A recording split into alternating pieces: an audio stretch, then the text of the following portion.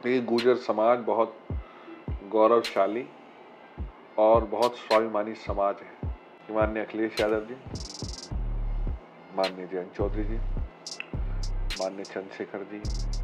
में एक बात चलती है कि एक चंदन में कई चंदन हैं। जो विरासत पिछले 70 साल से लगातार संजो के बोने का काम किया और पिताजी के जाने के बाद जब उसकी दुर्दशा देखी कि बाहर के लोग आके यहाँ पे इस क्षेत्र की अवहेलना करने का काम किया। हमें पता ही नहीं था हमारी जाति क्या है, धर्म क्या है। हम उस माहौल में बड़े हुए, कहीं खा लिया, कहीं खेल लिए।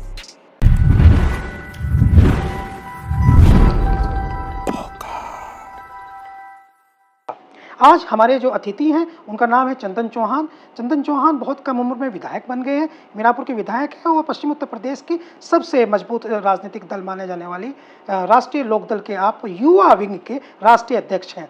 सिर्फ इतना ही नहीं, चंदन चौहान पश्चिम उत्तर प्रदेश में गुर्जर समाज के सबसे लोकप्रिय नेता हैं और गुर्जर, खासकर गुर्जर समाज पर इनकी काफ़ी पकड़ मानी जाती है। चंदन जी, आपका हम स्वागत करते हैं। बहुत बहुत धन्यवाद आस मोहम्मद भाई। मैं आपके इस चैनल का, इस वार्ता के माध्यम का धन्यवाद करता हूं कि आपने अपनी बात रखने को, मुझे मेरी बात रखने का मौका दिया। चंदन चौहान साहब, चूँकि हम आपको बता चुके हैं कि हमारा जो पॉडकास्ट है उसमें हम खासकर आपके संघर्षों, आपका जीवन, आपका व्यक्तिगत जीवन और आपकी बायोग्राफिकल ये पॉडकास्ट होता है, तो सियासी बातें आज हम कम करेंगे और आपके बारे में जानने की कोशिश ज़्यादा करेंगे। चंदन साहब, पहले तो आप मुझे ये बताइए कि आप कहाँ के आप रहने वाले हैं और कहाँ मुजफ्फरनगर में बेसिकली आपका कब आए आप?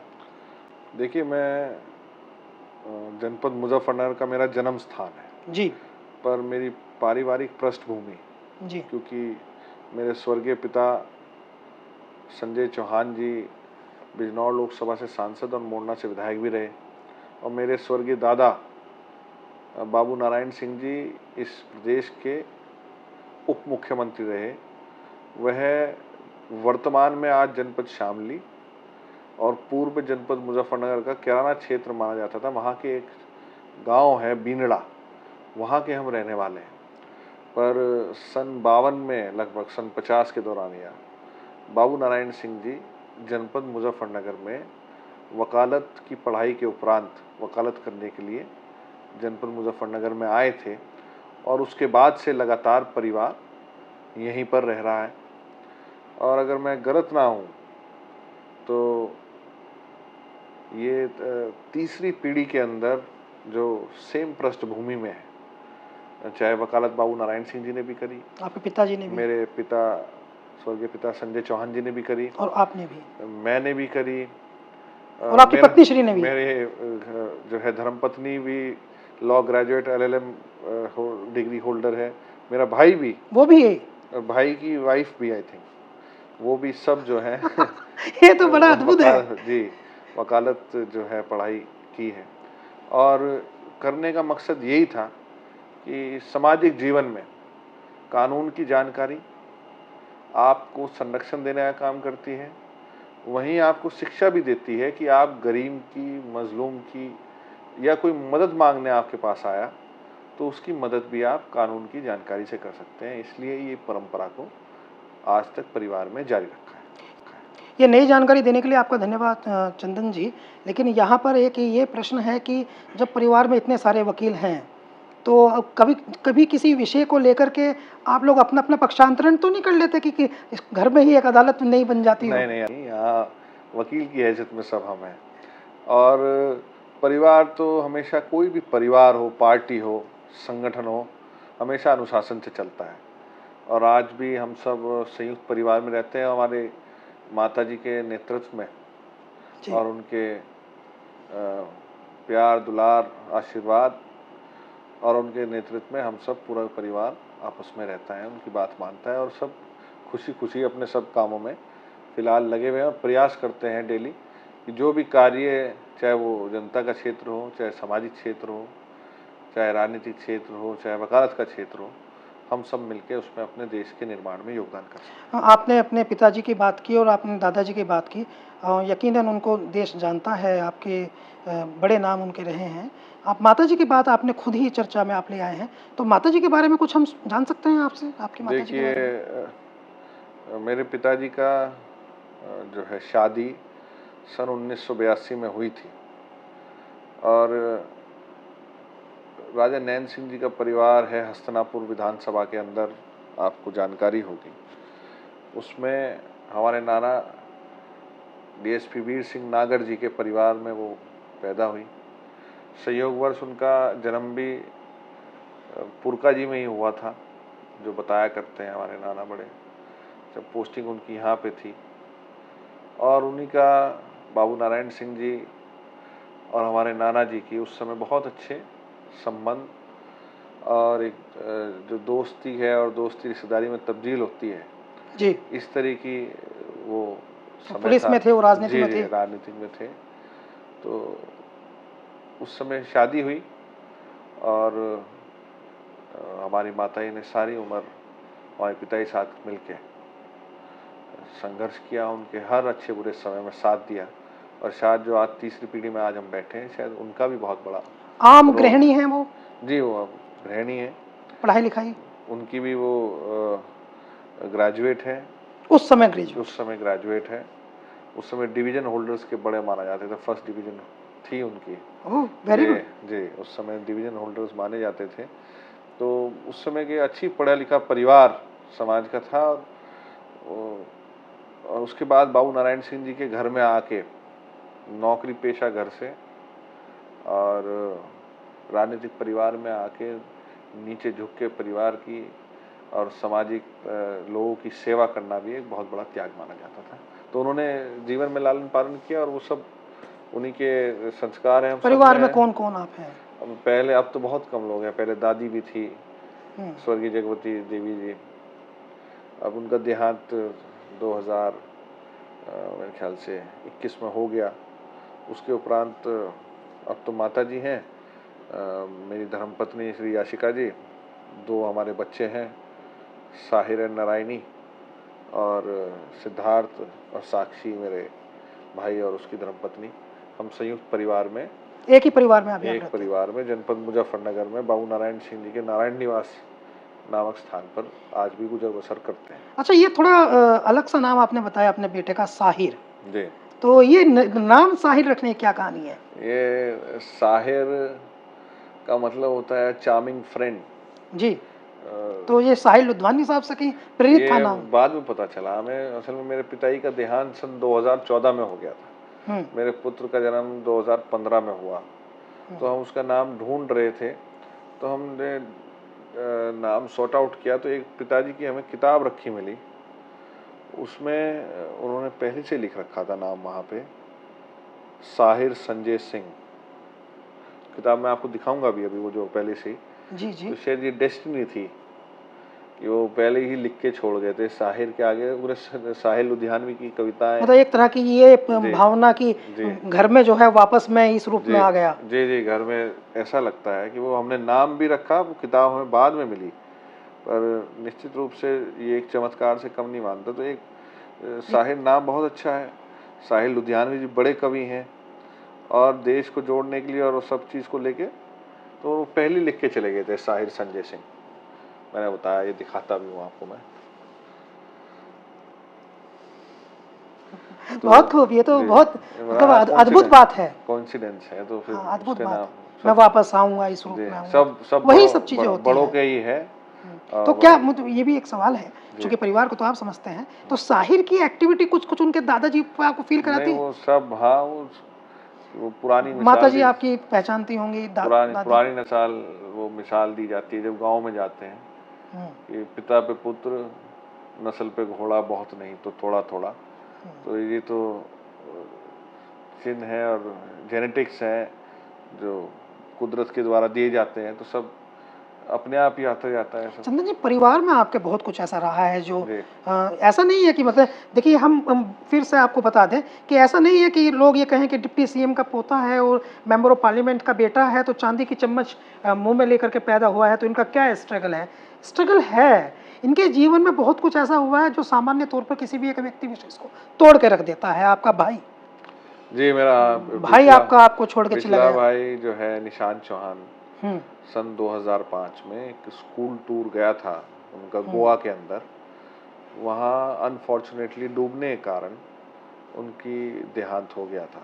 कितनी एज थी उस समय? वैसे 9th क्लास में था उस समय, उम्र और रही आप? होगी 14 वर्ष उम्र रही होगी। आप क्या कर रहे थे? मैं उस समय 11th क्लास में हूँ, दो 11th क्लास में था। दोनों एक ही स्कूल में पढ़ते थे? नहीं, मैं I was in Muzaffarnagar only.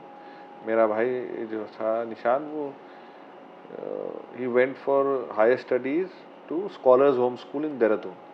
तो देहरादून में वो फर्दर स्टडीज़ के लिए गया था। एक थोड़ा माहौल में डिफरेंस आए, पढ़ाई अच्छी हो। एक उस समय था भी कि अच्छी पढ़ाई के लिए बच्चे बाहर हॉस्टल्स में जाते थे। मेरी बहन भी सिंधिया स्कूल से पढ़ी, मालविका चौहान। तो वो भी गया था, पर अनफॉर्चुनेट था, बहुत दुखद था स्कूल टूर में वहाँ इस तरह का हादसा होना। और उस समय मेरी ध्यान है 2 बच्चों की देहांत हुआ था, उसमें से एक बच्ची की तो शायद आज तक डेड बॉडी भी नहीं मिल पाई।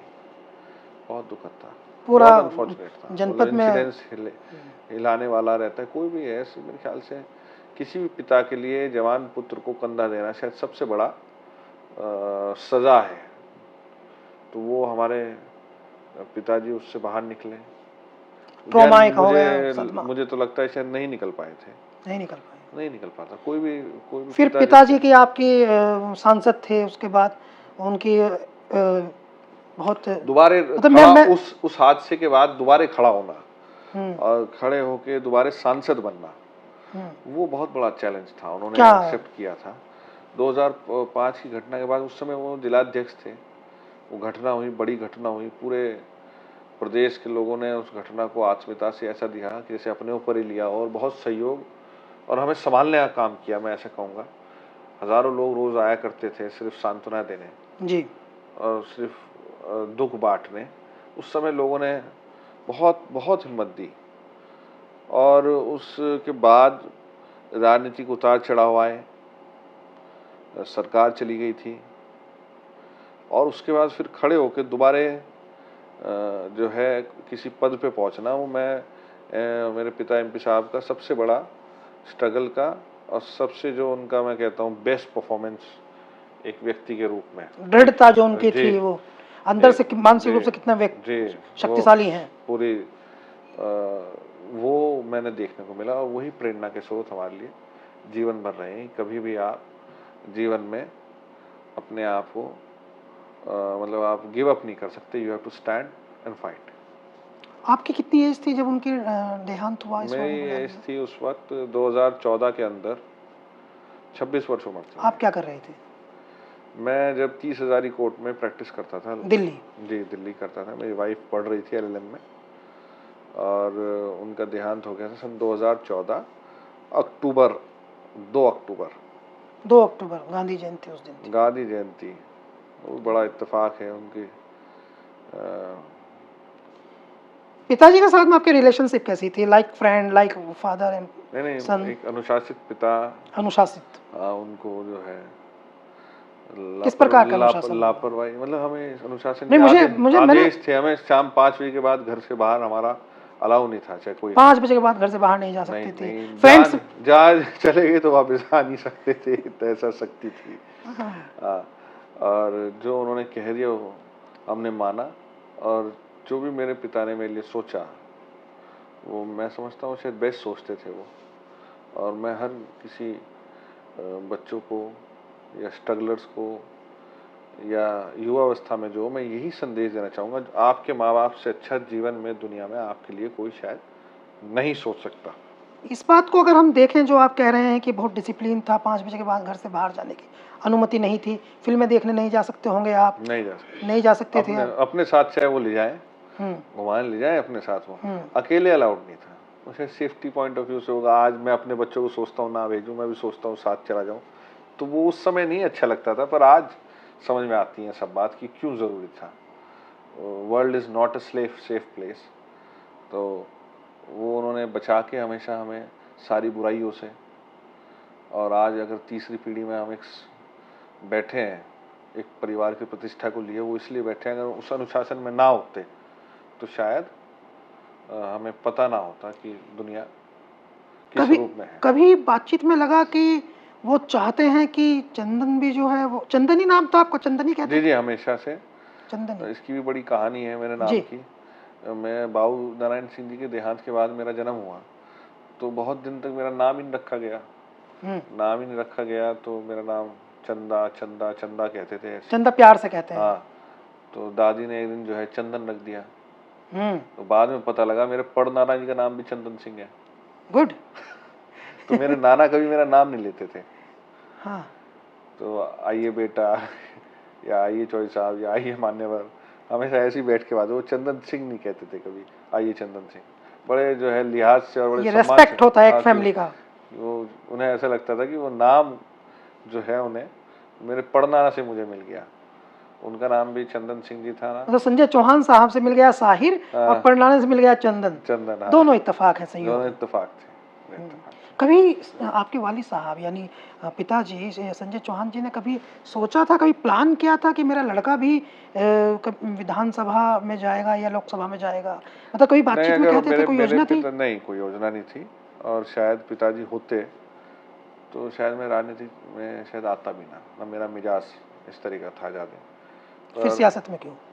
फिर सियासत में विरासत और अपने क्षेत्र के लोग, जो विरासत पिछले 70 साल से लगातार संजो के बोने का काम किया, और पिताजी के जाने के बाद जब उसकी दुर्दशा देखी कि बाहर के लोग आके यहाँ पे इस क्षेत्र की अवहेलना करने का काम किया, तो फाइनली खड़ा होना पड़ा। फिर आप वहीं से विधायक बने जहाँ से आपके वालिद साहब पिताजी विधायक थे, बस नाम बदला। जहाँ से दादाजी थे, दादाजी पिताजी, वहीं से और वहीं से जी। तब मोरना विधानसभा था, मोरना विधानसभा, फिर मीरापुर विधानसभा हुआ, बस थोड़ा सा परिसमन में दो चार। पिताजी जब तक राजनीति में थे उनका भी नियम ज्यादातर यही रहता था कि उनकी ड्यूटीज तो हम करते थे, हमारा काम था घर पे जो लोग आए उनका आदर सत्कार करना जी, कुर्सी डालनी, पानी पिलाना, चाय पूछनी, बिठाना और गेट तक उनको छोड़ के आना। इतना काम हमारे जिम्मे हमेशा रहा करता था। पिताजी नहीं है तो उनकी बातों को सुनना, पर कभी ये नहीं था कि चुनावी राजनीति में हमें जाना है। चुनावी राजनीति में भी शायद मुझे ध्यान नहीं, मैं पहली बार चुनाव प्रचार के लिए भी 2009 एमपी चुनाव में भी खुद ही चला गया था, शायद मैं उन्होंने कहा भी नहीं था जाने। शौक में चले गए आप, खुशी में? बड़ा चुनाव था, थोड़ा एरिया ज्यादा था, तो कवर अप नहीं हो पा रहा था जहाँ, तो मैं वहाँ मैंने एज ए ड्यूटी समझी, तो मुझे यहाँ पहली बार आप जो सियासी एक्टिविटी आपकी हुई 2009 अप्रैल में। एक यहाँ हमारा कैल बाबा का मंदिर है, पुरका जी बरला निकलते ही, सबसे पहले वहाँ पूजा करके जीवन की पहले राजनीतिक कदम में वहाँ मैं गया था। मुझे आज भी ध्यान है, अप्रैल 26 थी, आई थिंक 26 अप्रैल 2009। उसके बाद से सामाजिक जीवन में आए। जब आप विधायक बने तो आपकी कितनी आयु उस समय? मेरी आयु थी उस समय लगभग 31 वर्ष के करीब थी, 31-32 वर्ष के करीब। 2022 मार्च, हाँ, तो लगभग इतनी होगी। अभी आप 33 के हैं? हार्डली, हाँ, 34 जी। और आपकी जो पत्नी श्री हैं उनका आपको अरेंज मैरिज थी आपकी? जी, हमारी अरेंज मैरिज। अच्छा, एक और इसमें है कि जैसे 3 बड़ा हादसे आपने नोटिस किए। भाई आपके ऐसे में चले गए, ऐसे में पिता आपके ऐसे में चले गए, और उसके बाद जो ससुर वो भी आपके पिता के ही, जी, उसके बाद उन्होंने उनको पिता के रिप्लेस किया, तो जी बिल्कुल, सबसे नजदीकी, तो वो भी ऐसे में चले गए। दुर्भाग्यपूर्ण था, बड़ा अनफॉर्चुनेट था, सरप्राइजिंग था। ऐसे वो बड़े सेहत के प्रति जागरूक व्यक्ति थे, और दुर्भाग्य से उनका सडनली उनका जाना पूरे परिवार को झंझोर के रखने का काम किया। उनका 1 वर्ष हो जाएगा लगभग उनको गुजरे हुए इसी महीने, तो बहुत मुश्किल है परिवार का इन हादसों से लगातार बैक टू बैक बाहर निकलना। और आप स्पेशली आपका मेंटल लेवल जो है वो स्ट्रेस में रहता है। मैंने ऐसे हादसे मतलब सन 97 में मेरे सबसे पहले मेरे ताऊ जी गुजरे थे, एक अनिल कुमार जी नाम था उनका, कोई बहुत से लोग कम जानते होंगे पर राजनीतिक लोग जानते हैं। परिवार के सबसे बड़े भाई थे वो संजय चौहान जी के। और 2005 में मेरे भाई की घटना हुई, 2014 में पिताजी चले गए, 2021 में दादी चली गई। तो शायद 5-7 साल होते नहीं जब कोई ना कोई परिवार में हादसा हो जाता है। और वो सामान्य मौत नहीं होती है, सामान्य मौत नहीं होती, तो इट्स सामान्य मौत नहीं होती है इट्स वेरी बहुत मुश्किल रहता है वरना, पर ये अपनी चीजें अपने हाथ में नहीं है, जिस हाल में ऊपर वाला रखेगा उस हाल में रहना पड़ता है। कम समय में आपको बड़ी जिम्मेदारी मिलने लगी, पहले परिवार की जिम्मेदारी, फिर ससुराल पक्ष की जिम्मेदारी, फिर क्षेत्र की जिम्मेदारी, कम समय में आपको बड़ी जिम्मेदारियां मिलने लगी। तो इन सब में पर्सनल लाइफ कहाँ जाती है? मतलब जैसे आपका लाइफ है तो क्या हम लोग जानना चाहते हैं कि भाई इन लोगों का भी कुछ खासकर हमारे तो ऑडियंस जो है वो बहुत इसमें इंटरेस्ट रखते हैं जानने में, खेल कूद कुछ है, फिल्में वगैरह कुछ देखते सब हैं? कुछ हमारा पर्सनल लाइफ ही सामाजिक जीवन है, बहुत आनंद में है, सबको करनी चाहिए।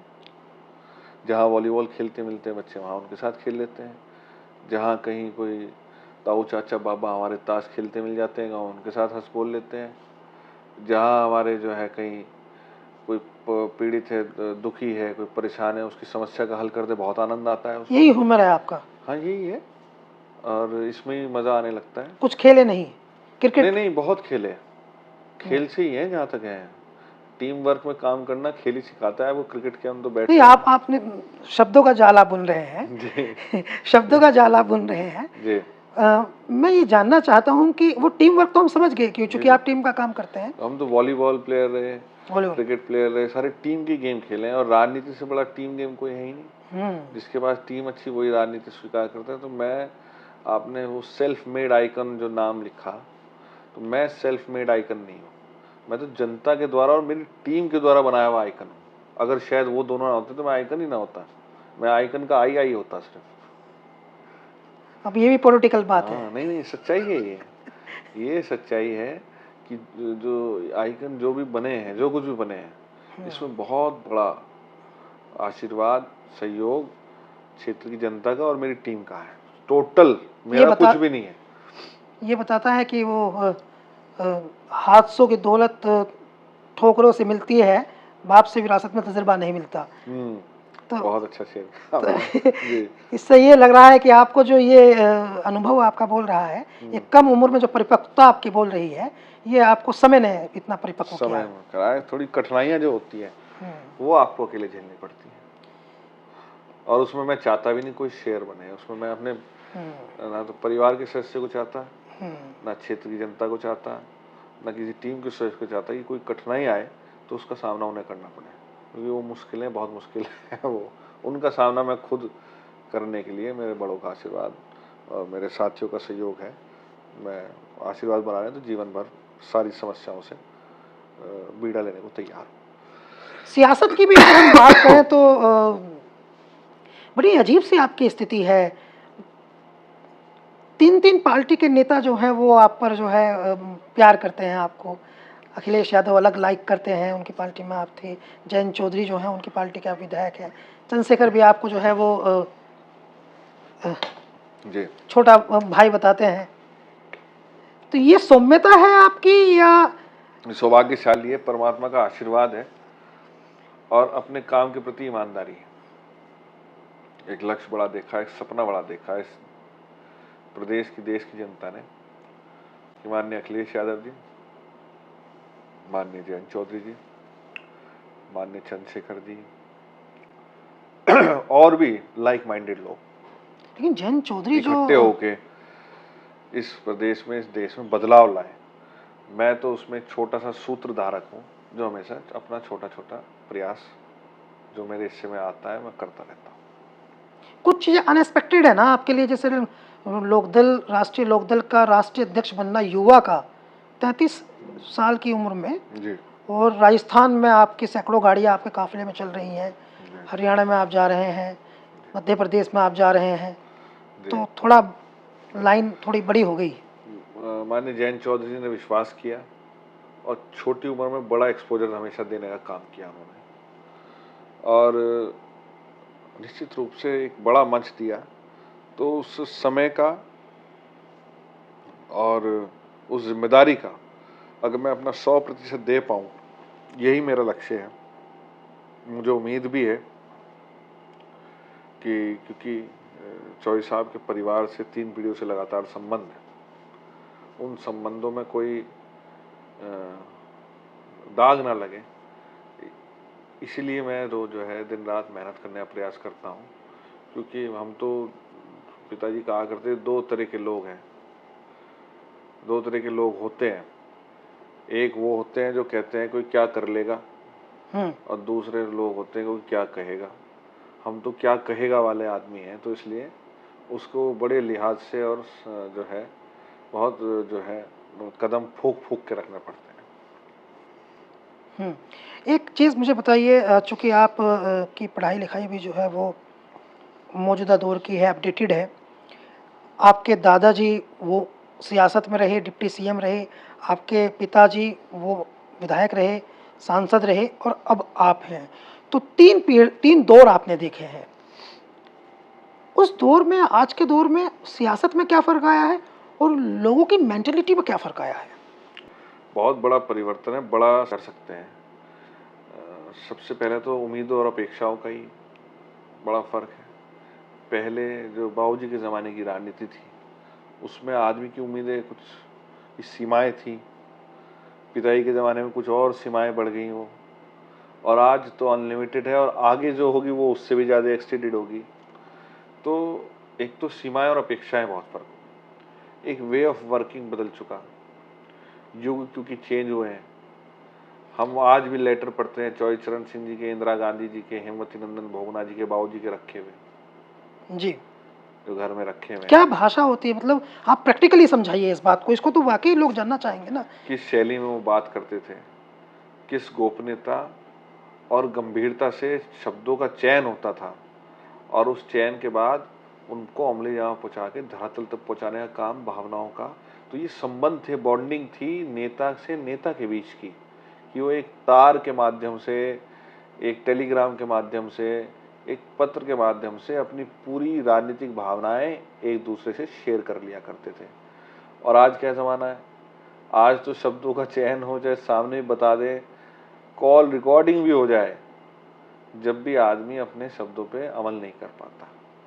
एक यही बहुत बड़ा बदलाव आधुनिकता का देखने को राजनीति में आज मिलता है। और फिर जो जनता की अपेक्षा है वो बहुत ज़्यादा और बहुत अधिक है। आपको नेता ईमानदार चाहिए, नेता बिना लाभ लोलच और गुंडई करने वाला नहीं चाहिए, साफ छवि का चाहिए। पर जब चुनाव आए या कहीं भी कोई बड़ा आयोजन हो, तो उस समय की चीज़ की कमी नहीं होनी चाहिए, ये भी सुनिश्चित जनता चाहती है।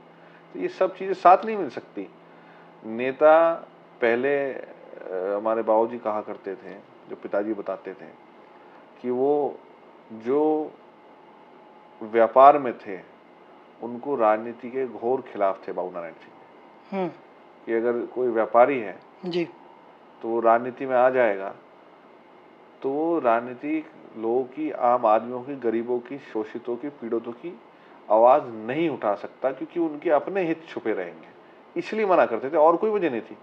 पर आज प्राथमिकता उसको दी जाती है, चाहे वो कोई भी पार्टी हो, कोई भी विषय हो, जहां आदमी सर्वगुण संपन्न, इसलिए बहुत बड़े पैसे वाले लोगों को प्रत्याशी बना दिया जाता है, वही बना दिया जाता है। और कहीं ना कहीं वही मुख्य धारा में है। बड़े लोग और पैसे का मैनेजमेंट में चुनाव में आते हैं। हमारे यहाँ विधानसभा क्षेत्र और लोकसभा क्षेत्र में ऐसे लोग आए जो पैसे के बल पे टिकट लिया है, जिनका धरातल पे कुछ नहीं था, और आज बताते हैं वो जनप्रतिनिधि पीछे चुने गए।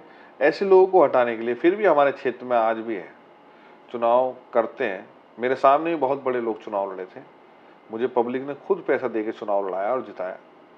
पर जो लोग बड़े बड़े धरना सेठ थे, उन्हें बहुत बड़े मार्जिन से नकारने का काम करा। तो मैं आज फिर भी कहता हूँ कि हमने अपने क्षेत्र में, अपने इलाके में उन चीज़ों को जिंदा रखने में चुनाव महंगा हो गया है आजकल देखें तो। जी, निश्चित रूप से चुनाव महंगा हो गया, पर अपने क्षेत्र में मैं कह सकता हूँ कि हमारे क्षेत्र में लोगों की भावनाएं आज भी परिवार के साथ हैं, और उसी विश्वास को जीवित रखे हुए हैं जो स्वर्गीय बाबू नारायण सिंह जी के समय में थी। तो ये पारिवारिक जुड़ाव है आपके क्षेत्र की जनता का। बिल्कुल। तो लेकिन जहाँ इस तरह का क्षेत्र होता है जिसमें दादा ने प्रतिनिधित्व किया हो, पिता ने प्रतिनिधित्व किया हो और पोता प्रतिनिधित्व कर रहा है, वहाँ तो एक तो जनता का व्यवहार बड़ा अजीब होता होगा। हो सकता है कि बहुत सारे लोग विधायक जी कहने में भी कठिनाई महसूस करें, तो कितना आपका आत्मीय जुड़ाव है, कितना अपनापन है, किस तरह से उनकी अपेक्षाएं हैं, क्षेत्र के बारे में कुछ कहिए। देखिए, बड़ी बड़ी जिम्मेदारी है कि स्वर्गीय पिताजी ने बहुत क्षेत्र के लिए मेहनत करी, बहुत विकास कार्य कराए। जी। बाबू नारायण सिंह ने अपने खून पसीने से मेहनत से सींच के बड़ी ताकत हासिल करके क्षेत्र में अनगिनत विकास कार्य कराए। किस तरह के विकास कार्य शुगर हैं? मिल मोड़ना की स्थापना हो, सिंचाई की व्यवस्था हो, सड़कों के लिए हो, ऐसा बहुत कार्य कराए अनगिनत। पिताजी ने डबल ट्रैक रेलवे लाइन का कराया था, और आपका जो आदर्श रेलवे स्टेशन मुजफ्फरनगर का हुआ है, वो उनकी मेहनत के द्वारा उस समय लाया गया था, बजट पास कराया गया था। सेंट्रल स्कूल की डबल शिफ्ट कराई गई थी। बहुत से ऐसे कार्य हैं जो लगातार उनको करे गए। अब मैं भी प्रयास करता हूँ। आपकी क्या प्राथमिकता है, आप क्या कर रहे हैं? मैं अभी लगभग 1.5 वर्ष हुआ है, और मोड़ना शुगर मिल की आवाज़ जहां हमने विधानसभा के अंदर उठा के और धरातल पे आंदोलन बनाया, काम करा, एक बड़ा आंदोलन जिसमें माननीय जयंत चौधरी जी भी उसकी रैली धनतेरस के दिन आए थे, और वहाँ धनतेरस के दिन हजारों आदमी इकट्ठे होके उन्होंने प्रण लिया था संघर्ष का। उसको करने का काम हम लगातार कर रहे हैं। शुक्रताल में अविरल धारा लाने का जो सपना देखा था साथ में, उसमें लगातार प्रयासरत हैं। कुछ पार्ट उसका हो गया, कुछ रह रहा है। लगभग 63 गांव में अगले 1 महीने के अंदर लगभग मेरी विधानसभा में 95 गांव हैं और 14-15 मजरे हैं। लगभग इन 63 गांव में आपको कोई ना कोई कार्य अगले 1-1.5 महीने में पूरा हुआ मिलेगा। तो आपको लगातार एक्टिवेट रहना पड़ता है। लगातार विधानसभा सत्र के दौरान चाहे कितनी भी मांगे हों, कितनी बातें हों, उन्हें उठाते हैं एक प्लेटफॉर्म पे। और जनपद मेरा उसमें कस्बे हमारे मीरापुर में भी जो पानी की समस्या है, उसका भी 1290 मीटर का नाले का डीपीआर तैयार का आदेश शासन की तरफ से आ गया। ये तो खुद आपको भी इफेक्ट करने वाली आस मोहम्मद भाई विषय है, तो मैं आपको भी अवगत कराता हूँ आपके चैनल से, और खासकर पॉडकास्ट चैनल के माध्यम से अवगत कराता हूँ कि वो जल्द ही उसे शासन में भी करा लिया जाए। आपने बताया कि जब हम आपसे बात कर रहे हैं तो अभी आप क्षेत्र से आए हैं, अपने जहाँ से आप विधायक हैं, तो अभी क्या है कि ये तो 24 घंटे की जॉब होती हो गई है? ये निश्चित रूप से 24/7 कार्य है, और खाली क्षेत्र नहीं। मैं पहले आवास पे बैठता हूँ सुबह रोज जी। 3 घंटे, यहाँ से काम निपटा के अधिक संबंधित अधिकारियों से बात करके फिर क्षेत्र के अपने जितने दुख सुख हैं उनमें जाने का काम रहता है। और उसके बाद जो राजनीतिक चर्चाएं, सामाजिक मुद्दे होते हैं जिनको लेके शाम को बात करनी होती है अपने नेता, क्योंकि विभिन्न जिम्मेदारियां हैं जैसा आपने बताया, विधानसभा क्षेत्र की भी है, संगठन की भी है, पूरे प्रदेश की और राष्ट्रीय स्तर की। और उसके बाद मैं सीसीएस यूनिवर्सिटी का सेनेट का मेंबर भी हूँ, प्राक्कलन समिति का सदस्य भी हूँ। उत्तर प्रदेश के जितने प्राक्कलन आते हैं, एस्टिमेट्स आते हैं, उनकी जो है अवलोकन करना पड़ता है। तो और पारिवारिक कुछ पृष्ठभूमि ऐसी है कि जिम्मेदार फिलहाल सब चीज़ों को देखना पड़ता है। सामाजिक खेती पे आधारित है हम लोग, तो फसल खेती भी देखनी पड़ती है। कभी आपकी माताजी नहीं कहती है मेरे मासूम से बच्चे के कंधों पे इतना बड़ा बोझ?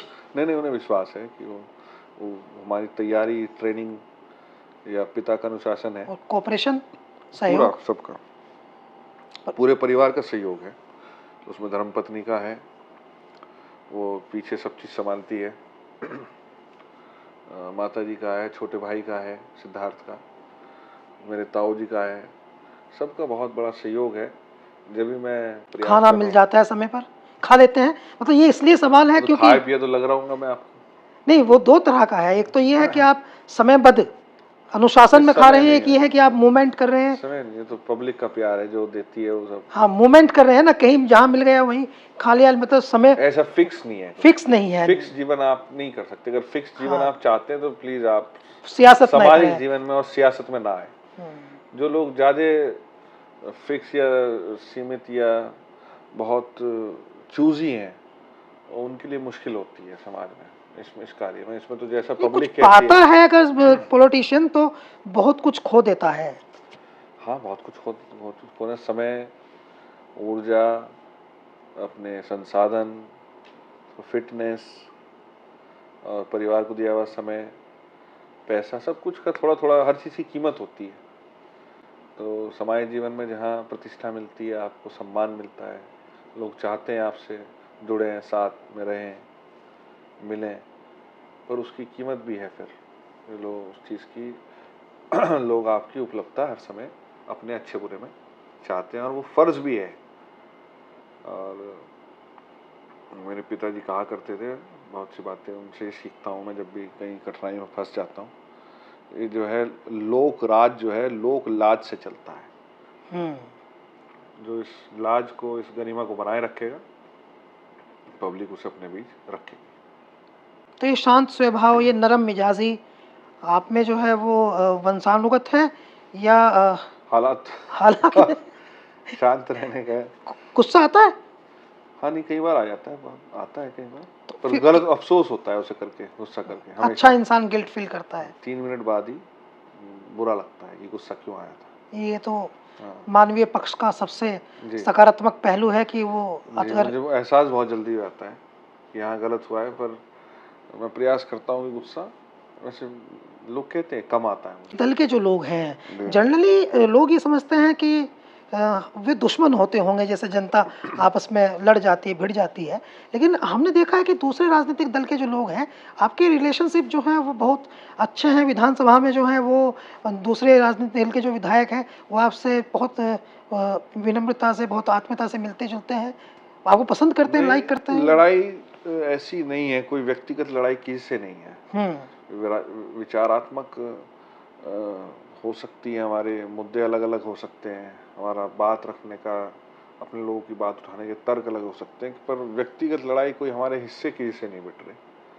पर अगर कोई वो गलत बात कहते हैं तो उनको हम वहीं चिताते हैं, विधानसभा के अंदर भी और सदन की लाइव उसमें भी, कि आपने ये गलत बात कही है। और कोई अच्छी बात कहेंगे, कोई पहल करेंगे अच्छी, तो उसका सम्मान के साथ ताली पीट के उनका स्वागत भी करते हैं। तो ये स्वतंत्र अच्छे लोकतंत्र के लिए, प्रोफेशनल पर्सनल जी में फर्क है। बिल्कुल, ये जो है व्यवहार कुशलता हमेशा से होती है और रहनी भी चाहिए। और मुझे, मैं चुनाव जब लड़ रहा था, मुझे तो अपनी जानकारी है, मेरे जो विपक्षी पार्टियां थी उन्होंने भी, उनके लोगों ने भी मेरा बहुत जो है मदद करने का काम करा, ऐसा नहीं है। उनकी भावना ये थी, कम से कम वो वोट भी देने ना दिए हो उन्होंने, तो ये थी कि ये सही आदमी है, इसकी मदद हो जाए, ये चीज़ है। जनता ज़्यादा जागरूक है आजकल, सुनते हैं कि नेताओं से ज़बरदस्ती अपने काम करा लेती है। नहीं, ज़बरदस्ती नहीं करा सकता कोई किसी से काम, पर जनता अवेयर है, अवेयर है कि ये विधायक जी आपने एफर्ट कितने करे हैं, वो हमें पता, सवाल पूछती है। हाँ, कि आपने फ़ोन, आपने अगर सीओ साहब को करना है तो आपने दरोगा ही से करने से काम नहीं चलेगा, आपको सीओ साहब को फ़ोन करना पड़ेगा। एक ज़माना था कि यही मुजफ्फरनगर के एक नेता थे जो टॉप लेवल पे रहे, किसी का नाम लेना तो उचित नहीं, कि उनके बारे में यही की जनता इसी इसी क्षेत्र से चुनाव लड़े, उनके एक बार बेटे 8-9 हज़ार वोट पे सिमट गए, कि जब उनसे बात करता था कोई तो वो टेलीफोन का तार निकाल देते थे और अधिकारियों को फर्जी बात कर लेते थे। तो वो तो नहीं सीन बचा है। नहीं, अपनी पब्लिक जागरूक है बहुत, पूछ लेती है, पब्लिक डायरेक्ट नहीं, रिजल्ट देखती है, वो रिजल्ट लिखित में देखती है। देखती है। मैंने अभी एक सड़क का विषय उठाया था सदन में, हम्म, तो बकायदा लोग भी पूछते हैं कि इस नियम के अंदर भैया आपने इस तरह सवाल उठाया, इसको अगली बार ऐसे उठाना। लोग बता रहे हैं हाँ आपको, जानते पब्लिक हैं बता वो, रही है। हाँ, कि आप नियम 301 में उठाया, इस बार अगली बार लोक मैथ का विषय है, इसका नियम 51 में लगाना। तो पब्लिक जानती है कहाँ क्या करना है, अब सब पढ़े हैं, इंटरनेट के ज़माने हैं, तो ऐसा नहीं है, हम भी लगातार टच में रहते हैं। और जहाँ सीखने को मिले, चाहे वो एक राह चलता मुसाफिर हो, चाहे कोई गरीब व्यक्ति हो, चाहे कोई ज़रूरतमंद हो, जो भी कोई हमें, जहाँ मुझे सीखने का मंच मिलता है मैं सीखता हूँ। आप वैसे तो आप चूँकि सभी के नेता हैं, लेकिन चूँकि समाज का अभी आपका, आपने बताया कि आपका समाज का बहुत अधिक क्रियाशीलता है, कार्यशीलता है, दोनों है। तो गुर्जर कम्युनिटी से आप आते हैं और अब आपको कम से कम पश्चिम उत्तर प्रदेश में गुर्जर समाज में एक ऐसा नेता माना जा रहा है जो उनका प्रतिनिधित्व प्राउड लेवल पे 8-10 लोकसभा के लेवल पे कर सकता है। और वो क्वालिटीज़ इसलिए है क्योंकि एक तो बड़ा नाम है, दूसरा अच्छा पढ़े लिखे हैं आप, तीसरा संस्कारित हैं आप, चौथा सामाजिक वैल्यू है और पाँचवा आपने आपके परिवार ने खुद को प्रूव किया है। आपने भी प्रूव किया है, परिवार ने भी प्रूव किया है। तो क्या आपको लगता है कि एक सोखा जो गुर्जर समाज में लंबे समय से चला आ रहा है, राजेश पायलट जी के देहांत के बाद से, उसको आप उस जगह को आप भर सकते हैं? देखिए, गुर्जर समाज बहुत गौरवशाली और बहुत स्वाभिमानी समाज है, और जो क्वालिटीज़ जेनेटिक रूप में हमारे अंदर भी आई होंगी, वो कभी भी अन्याय के खिलाफ झुकना पसंद नहीं करते। हमेशा उसका सामना करके उचित समय पे हमेशा जो है वो बताने का काम करते हैं। पर कहीं ना कहीं से आपने सही बात कही कि एक राजनीतिक शून्यता आई है, जो पिछले दिनों स्वर्गीय चाहे बाबू नारायण सिंह जी रहे हों, राजेश पायलट जी रहे हों, सचिन पायलट जी रहे हों, जो सम्मान और हैसियत समाज की राजनीतिक रूप से थी, कहीं ना कहीं वो आज नहीं है। उसको कैसे हासिल करना है, ये मेरा समाज अच्छी तरीके जानता है। और आज भी हमारा जो मुख्य मानना है और सबसे बड़ी ताकत जो मैं मानता हूँ समाज की, वो सर्व समाज को साथ लेके चलने की है, सबके साथ जुड़ के आगे बढ़ने की। और मुझे पूरा विश्वास है, जब हमारे पुरखे कभी अन्याय के खिलाफ नहीं दबे, नहीं डरे, चाहे उन्हें अपने लग्जरियस लाइफ, अपनी विलासिता की ज़िंदगी, चाहे ताकत राज्य छोड़ने पड़े हों, पर अन्याय के सामने नहीं झुके। तो मुझे आगे भी उम्मीद है कि आने वाले समय में समाज सर्व समाज को साथ लेके जो निर्णय सर्व समाज की सरदारी लेगी देश हित में, उसमें हमेशा योगदान गुर्जर समाज देता रहेगा। और मैं तो बहुत छोटा सा कारिंदा या परिवार का बच्चा सदस्य हूँ। मेरी तो जो उपयोगिता, जो ड्यूटी समाज लगाता है, मैं हमेशा उसमें बढ़ चढ़ के अपना योगदान देने का प्रयास करता हूँ।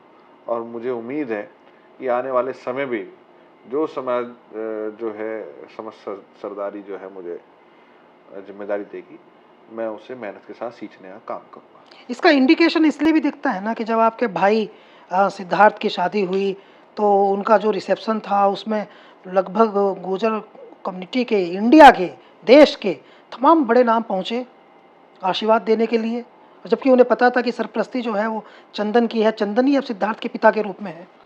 मैं उनका धन्यवाद करता हूँ, क्योंकि मेहमान भगवान समान होते हैं।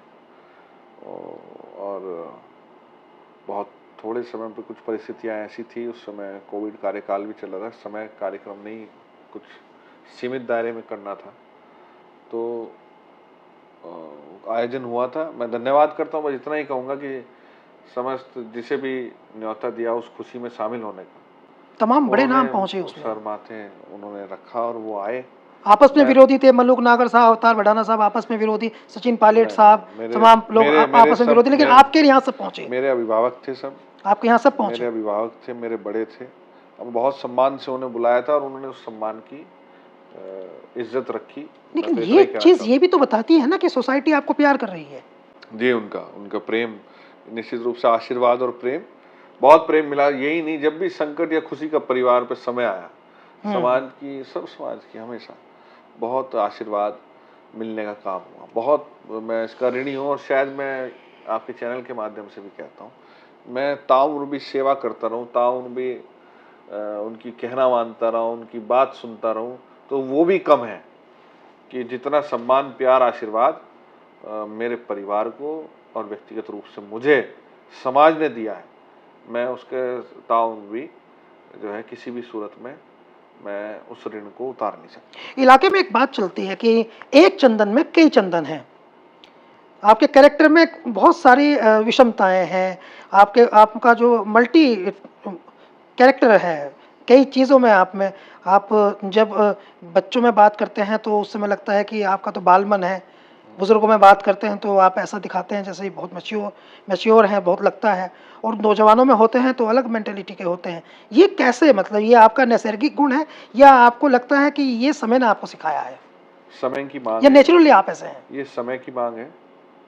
पर पूर्व से ही कुछ पारिवारिक संस्कार ऐसे हैं कि उन मूल्यों के साथ बड़े हुए हैं जहाँ हम अपनी दादी नानी बाबा मामा सबके साथ बैठ के बड़े हुए हैं। मुझे आज भी याद है, मेरी दादी के पास भैंस हुआ करती थी, तो सुबह 4 बजे उठ जाती थी, तो मैं 4 बजे उनके साथ उठ के बैठा रहा करता था। वो मुझे अच्छा लगता था। और जब बच्चे और सो रहे होते थे मामा के यहाँ छुट्टियों पे, हम उठ के सुबह अपनी नानी के साथ जो वहाँ के काम काज हुआ करते थे घर में, उसमें भी हाथ बटाया करते थे। दूध भी निकालने की कोशिश किया दूध कभी? निकालने नहीं, पूरा मास्टर थे हम, दूध निकाले 1-2 भैंसों के निकाल भी लिया करते थे। अब तो नहीं, पर बहुत लॉन्ग टाइम अच्छा भी लगता था। मैंने खुद पशु भी अब भी आज भी रखे हैं, शायद वो खून में भी है, शायद जाति में भी है। मैं पशुओं का और दूध का, दही का, घी का शौक भी है, खाने का और लोगों को साथ खिलाने का। आपके हिडन टैलेंट पे बात करें, वो कौन से टैलेंट्स हैं? कोई टैलेंट नहीं है मेरे में, मैं तो जो हूँ ये बहुत क्या साधारण है? व्यक्ति है। ये क्या है जो इतना सब दिखाई दे रहा है? ये तो जब नॉर्मल काम हुआ करते थे सब करते थे, आज भी करते हैं। देश, हिंदुस्तान देश का हर व्यक्ति जो है टैलेंटेड है, मल्टीटास्कर है, मेरे से ज़्यादा जो है समझदार है, मैं तो ये मानता हूँ। बहुत बहुत एक से एक लोग हैं, मैं तो बहुत सामान्य व्यक्ति हूँ। मुझे अवसर और मोहब्बत ज़्यादा मिली है आप लोगों से, बस मैं इतना कहूँगा। इसका मैं कुदरत का और ऊपर वाले का मैं धनी मानता हूँ अपने आप को। ये हर किसी को नहीं मिल पाता, इसके लिए मैं किस्मत वाला हूँ कि मुझे मोहब्बत और जो समर्थन और प्यार है, ये इसके लिए तो मैं, वरना बहुत से लोग हैं। सुना है गाना वाना भी अच्छा गा लेते हैं? नहीं, गाना तो नहीं आता हमारा, पर हाँ सुन लेते हैं गाना। गाना सुनने का शौक है, मौका लगता है तो सुन लेते हैं। और सब चीज़ें, हॉर्स राइडिंग का भी शौक है, पर घोड़ा चलाना कभी कभी जहाँ खतरनाक हो मौका सकता होता है। है, नहीं हो जाते हैं, कई बार गिर भी चुके हैं, पर ठीक है, गिर के उठना आता है। ये तो लाइफ है आपकी, ये हाँ परफेक्ट हाँ बात है। हाँ ये परफेक्ट बात है। हाँ, गिर के उठना आता है। बस गिर के गिरते हैं से सवाल मैदान जंग में, हाँ, वो तिफल क्या गिरे जो घुटनों के बल घुटनों चले। के बच्चे रहे तो गिर जाए, कई बार घोड़ा पटक देता है, फिर चढ़ जाते हैं, क्या दिक्कत है। जो घोड़ा पटक देता है उसी पे चढ़ जाते उसी पे हैं, यही तो कैरेक्टर है। ये अच्छी बात पकड़ी आपने। जो अच्छी बात पकड़ी, यही है ना? और तो सावधान रहिए, घोड़ों को सावधान रहना चाहिए, पटकना नहीं है। नहीं, तो ठीक है अपना। अच्छा है जीवन में, पर मैं चाहता हूँ कि आदमी को, हर व्यक्ति को समाज में जब हम आए हैं, चाहे वो नेचर के आप थोड़ा नज़दीक रहेंगे तो आप मित्रों के बीच में बहुत लोकप्रिय है अपनी। नहीं, मित्र बहुत थे, पर अब छूट गए सब। सब छूट भी गए और साथ भी हैं। साथ ऐसे हैं अब कि मतलब वाले दोस्त हैं क्या? चूंकि नहीं, मतलब वाले नहीं है। मेरे मित्र बहुत अच्छे हैं, मेरे मित्र, मैं उनके लिए शायद खड़ा हुआ हूँ, जीवन में ना खड़ा हुआ हूँ, वो मेरे लिए हमेशा खड़े रहे। जी, वो पढ़ाई लिखाई वाले दोस्त हैं। नहीं, मैं नहीं खड़ा, पढ़ाई लिखाई सब साथ पढ़ने वाले। मैं मुजफ्फरनगर जनपद में मेरी स्कूलिंग हुई, मुजफ्फरनगर से ही मैं LLB ग्रेजुएशन करी, तो मेरे सब मित्र जो है यहीं के हैं। गुड। और मेरे अच्छे बुरे में वो हमेशा खुद आ जाते हैं, उन्हें बुलाने की कभी जरूरत नहीं पड़ती, और वो मेरे काम आए, पर मैं उनके शायद नहीं कभी काम आ पाया। ये मेरा दुर्भाग्य है अब तक। ये मेरे मित्र बहुत अच्छे हैं, मैं बहुत स्ट्रांग उनका मैं धन्यवाद करता हूँ। आजकल जाति का और धर्म का, नफरत का बहुत बोलबाला है, तो आपका जो लाइफ है और आपके जो मित्र मंडली है, आपने कभी महसूस किया है आपके साथ हम जिस माहौल में पढ़े बड़े, मैंने स्टेपिंग स्टोन स्कूल में, फिर Shri Ram college of law में, इसमें मैंने ग्रेजुएशन करी, तो हमें पता ही नहीं था हमारी जाति क्या है, धर्म क्या है। हम उस माहौल में बड़े हुए, कहीं खा लिया, कहीं खेल लिए, कहीं बैठ लिए, कहीं सो लिए, मित्रों का आना जाना, हम उनके घर में, हमें कभी महसूस ही नहीं होता था। पर आज शायद जो बच्चे बड़े हो रहे हैं इस जनरेशन के, वो दुर्भाग्य है इस पूरे हालात का, इस माहौल का, कि उन लोगों को इस चीज से भी रूबरू होना पड़ेगा। जो आवरण मिल रहा है, जिस चीज को एक सिन माना जाता था, एक बुराई मानी जाती थी, वो बुराइयों का सामना हमारी अगली पीढ़ियों को करना पड़ेगा। इसके गुनहगार भी हमारी पीढ़ी है। बहुत सारे नौजवानों को ये लगता है कि चंदन हमारा रोल मॉडल है, बहुत सारे लोगों को लगता है कि हमें चंदन जैसा होना चाहिए। आपको क्या लगता है नौजवानों को कैसा होना चाहिए? चंदन जैसा तो नहीं होना चाहिए, पर मेहनती होना चाहिए, गुस्से को पीने वाला होना चाहिए, अवसर को समझने वाला होना चाहिए, और जब निराशा, हार और बहुत सारी कठिनाइयाँ हों तो उन्हें पीठ नहीं दिखानी चाहिए। तो चंदन तो अभी तो मैं अपने आप को इस योग्य नहीं मानता, पर मैं ये समझता हूँ कि हर व्यक्ति को आशावादी होना चाहिए। आशावादी होना, ऑप्टिमिस्टिक, ये बहुत ज़रूरी है। तो हर व्यक्ति मेरे से मुझे लगता है कि बहुत अच्छे हैं और बहुत अच्छा कर सकते हैं। नेचर के नज़दीक रहें आप, पशुओं के पास रहें, पेड़ों के पास रहें, साल में एक बार जंगल में ज़रूर जाएं, तो आपको जो है प्रकृति बहुत कुछ सिखाएगी। आपके जीवन पर सबसे ज़्यादा प्रभाव किसका है? मेरे पिता का है। आपके पिता का है। हाँ, आपके हीरो? पिता है हमारे। कोई फिल्मी हीरो नहीं पसंद आपको? नहीं, हमारे खेल का कोई नहीं, हीरो? नहीं, फिल्मी हीरो है अमिताभ बच्चन, अच्छे लगते हैं। उनकी बहुत मज़ेदार बात है कि मैं जहाँ से खड़ा होता हूँ लाइन वहीं से शुरू होती है। आप भी नहीं, जहाँ उनकी खड़े तो होते हैं लाइन शुरू कर रहे उनके हैं। उनके बहुत सारी बातें हैं। वो एक परफेक्ट मैन है जिसे कहूँ मैं। इंडियन हम्म। समाज के आइडियल है, उन्हें मानना चाहिए लोगों को। उन्होंने समाज को बहुत कुछ दिया भी है। उनके डायलॉग्स अच्छे हैं, पर ऐसा नहीं है वो फिल्मी बातें हैं। वो पूरे जीवन में मैं उनसे जितना प्रभावित हुआ हूँ उससे ज़्यादा तो मैं उनका कौन बनेगा करोड़पति जो आजकल मैं देख रहा हूँ उसी से ज़्यादा उनकी प्रभावित हूँ। कविता है वो, लहरों से डर के नौका पार नहीं होती। उनके फादर की, हरिवंश राय बच्चन जी की। और कोशिश करने वालों की कभी जी। हार नहीं होती। तो बहुत सारी बातें उनकी वो बताते हैं। हम तो जो अच्छी बातें हैं वो सीख लेते हैं उनसे, वो लाइन वाली बात सुनते ही नहीं उनकी। जिन फिल्मों में एंग्री यंग मैन रहे हैं मतलब आपका नेचर नहीं है एंग्री यंग मैन होने का। अमिताभ बच्चन अरे जी। ये हैरत वाली बात है ना कि आपको गुस्सा नहीं आता है तो चला जाता है। एंग्री आपका स्वभाव नहीं है एंग्री यंग मैन वाला। नहीं है, नहीं हमारा। हाँ। और होना भी नहीं चाहिए। गुस्सा जो है कोई व्यक्ति अगर किसी बात पे होना चाहिए, किसी व्यक्ति से भी नहीं। गुस्सा आता है गलत चीज़ों पे आता है, जब कोई सामने दिख रही होती है कि ये गलत हो रहा है, बिल्कुल अन्याय हो रहा है, उस चीज़ पे आता है। पर उस पर रिएक्ट कैसे करना है, अगर वो रिएक्ट आप कैसे करना है आपको ये पता है, तो आप एक परफेक्ट आदमी हैं। आपको रिएक्ट करना है या नहीं करना है या किस रूप में करना है ये पता होना चाहिए। राजनीति में दोस्त नहीं बनाए, बहुत अच्छे दोस्त बनाए हो। बहुत अच्छे अच्छे दोस्त हैं मेरे, बहुत दोस्त हैं राजनीति में मेरे। हर पार्टी में जहाँ अभी सदन के अंदर है, मेरे से ज़्यादा दोस्त शायद कम ही विधायकों के होंगे। मैं और वो बैठना होता है सबके साथ, मिलना होता है, सुन लेते हैं सबकी। राजनीति में आज 403 विधायक हैं, सब अपने आप में एक से एक इंस्टीट्यूट है।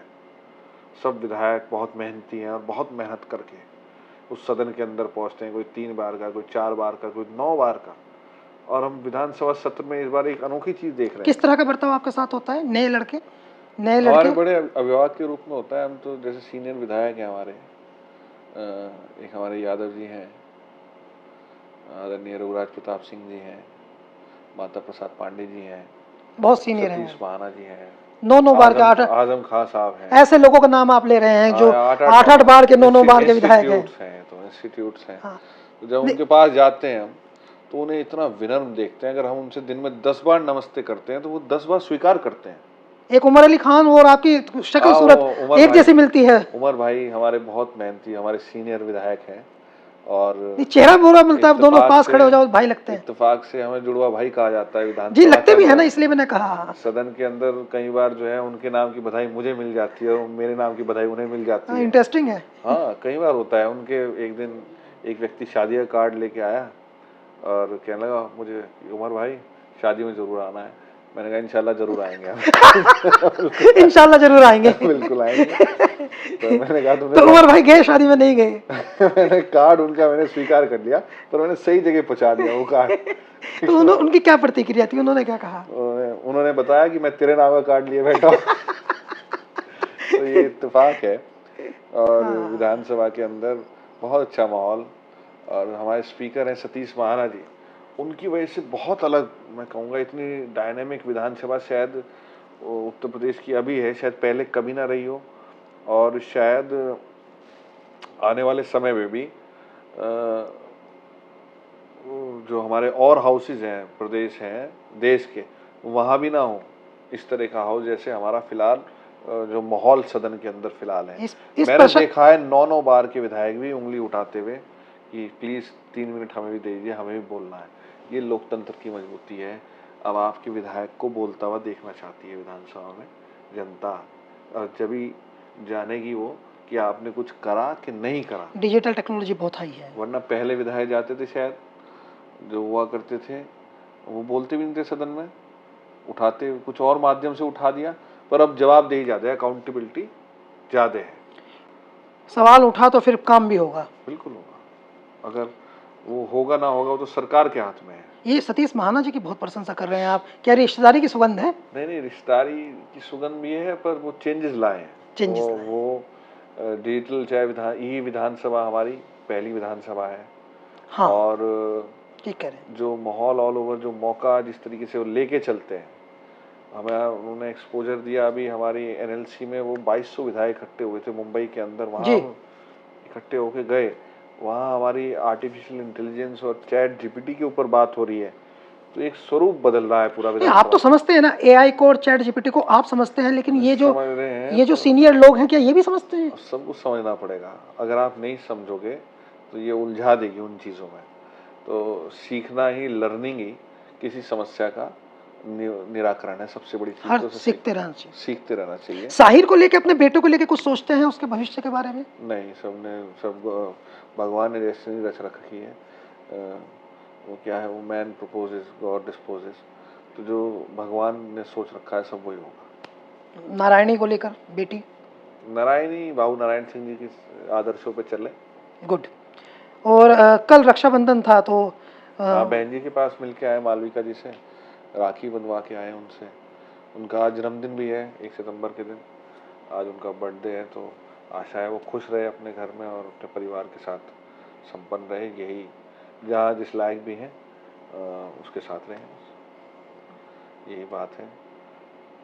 और परिवार के साथ साथ चाहे और भी हैं, मामा मौसी बहनें और भी हैं, पर इतना ही कह पाऊँगा, अगर अभी समय नहीं दे पा रहा मैं तो आगे देंगे जब आज जिम्मेदारी नहीं, अगर आपके लिए तो वो दुआ करते होंगे ना कि आप आज विधायक हैं, कल सांसद हो, परसों मंत्री हो, और तरसों, क्योंकि संभावनाएं तो हर प्रकार की जीवित रहती हैं।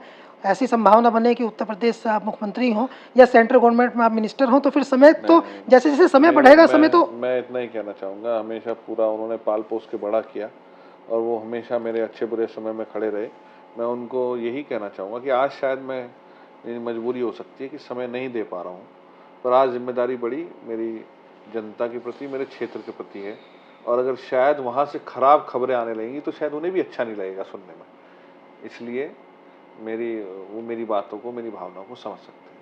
हाँ, बहुत धन्यवाद चंदन चौहान साहब को, आप सुन रहे थे। और इनकी बातचीत के अंदर जो सबसे महत्वपूर्ण बात वो ये है कि बेहद संस्कारित हैं, सामाजिक हैं और परिपक्व हैं। सिर्फ 33 साल की उम्र में किसी एक विधायक का इतना परिपक्व होना चौंकाता है। शायद ये वही चीज़ है जिसको विरासत कहते हैं, जो दादा से बेटे में आई और बेटे से फिर पोते में आई। मैं हूँ आस मोहम्मद कैफ। हमको सुनने के लिए आपका धन्यवाद।